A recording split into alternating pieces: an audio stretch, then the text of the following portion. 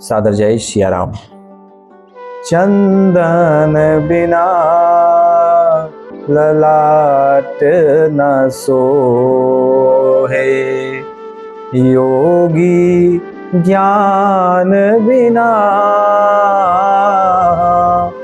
नारी सुहागन नहीं लगे, जब तक ना मांग भरे। चंदन बिना ललाट न सोहे, बगैर चंदन के मस्तिष्क ललाट की शोभा नहीं है। उसी प्रकार बगैर ज्ञान के योगी की शोभा नहीं है। कैसे? जैसे नारी सुहागन नहीं लगे। नारी सुहागन कब तक नहीं लगती है? जब तक ना मांग भरे। जब तक वो मांग नहीं भरती है तब तक नारी सुहागन नहीं है। ओशा नरेश हुए हमारे मधुकर शाह जी। मधुकर शाह जी बहुत वीर और धर्मशील राजा हुए हैं। उन्होंने अपने युद्ध कौशल से अकबर के कई किलों पर विजय प्राप्त कर ली थी और अकबर ने उनसे सम्मानपूर्वक संधि कर ली और एक दिन उन्हें आगरे के लिए निमंत्रण दिया, आप आगरे आए। और कई राजाओं को, महाराजाओं को बुलाया गया आगरे। तो सभी राजा लोग आगरे पहुंचे, मधुकर शाह जी भी आगरा पहुंचे और वहां कई हिंदू राजा जो वैष्णव थे वो तिलक लगाकर आते थे। आए सब दरबार जो वैष्णव थे वो तिलक लगाकर आए। इतने राजा थे, इतने राजा जो थे वो तिलक लगाकर राज दरबार में पहुंचे। और हमारे ओशा नरेश मधुकर शाह जी तो परम वैष्णव थे, वो 12 तिलक लगाकर दरबार में जाते थे।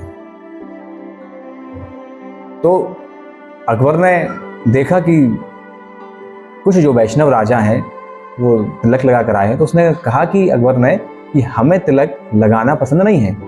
और उसने हुक्म किया, आदेश किया कि कल से कोई राज दरबार में तिलक लगाकर नहीं आएगा, ये मेरा हुक्म है। और जो हुक्म नहीं मानेगा उसको बागी कहा जाएगा और बागी कहने के साथ साथ उसको दंड दिया जाएगा। क्या दंड दिया जाएगा? कि गर्म लोहे से उसके मस्तिष्क को दाग दिया जाएगा। आप समझ रहे हैं कितनी विडंबना है इस तिलक की, महिमा क्या है। ये अकबर क्या आदेश करता है कि कोई भी राजा सभा में, दरबार में तिलक लगाकर नहीं आएगा। अगर आएगा तो वो बागी कहलाएगा और उसके मस्तिष्क को, उसके ललाट को गर्म लोहे से दाग दिया जाएगा। अगले दिन जब सब राज दरबार में पहुंचे तो जितने हिंदू वैष्णव राजा थे कोई भी तिलक लगाकर नहीं आया। अकबर ने देखा कि कोई भी राजा तिलक लगाकर नहीं आया है, छोड़ मधुकर शाह जी को। केवल एकमात्र वैष्णव राजा थे मधुकर शाह जी जो तिलक लगाकर गए थे। उस दिन एक अचंभा हुआ, ऐसा कि रोज तो वो छोटा तिलक लगाकर जाते थे, पर उस दिन उन्होंने बड़ा मोटा लंबा तिलक लगाया और चमकीला तिलक लगाकर वो राज दरबार में पहुंचे।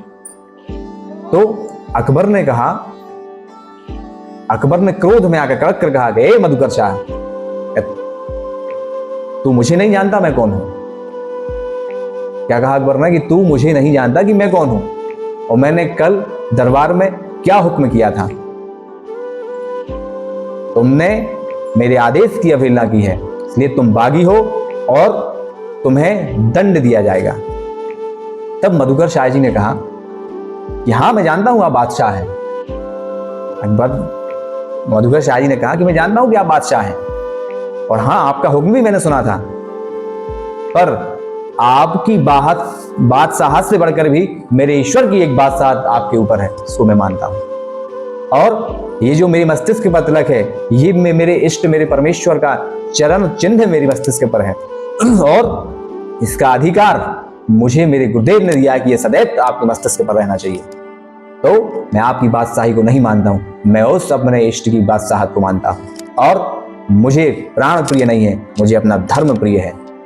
ये राजा मधुकर शाह जी ने कहा। और जब उन्होंने ऐसा कहा तो जितने हिंदू राजा थे सबका खून खौल उठा और सब मधुकर शाह जी के पक्ष में हो गए और मधुकर शाह जी की जय जयकार करने लगे। अकबर बहुत विद्वान था, बहुत बुद्धिमान था वो।